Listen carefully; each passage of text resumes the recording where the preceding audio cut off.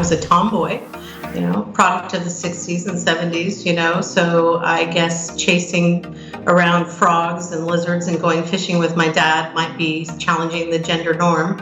And I don't think anybody thought anything of it back in those times. I think male or female, the bottom line is you have to be willing and able to mentor everybody around you, whether they're even your boss, right? Because everybody has something to give and a different perspective, and you have to share it and let people hear you. Absolutely. I mean, we're getting recognized more and more for our contributions, and it's only going to keep going, right? So I think it's a great time to be alive, and I think it's a great time to be in business.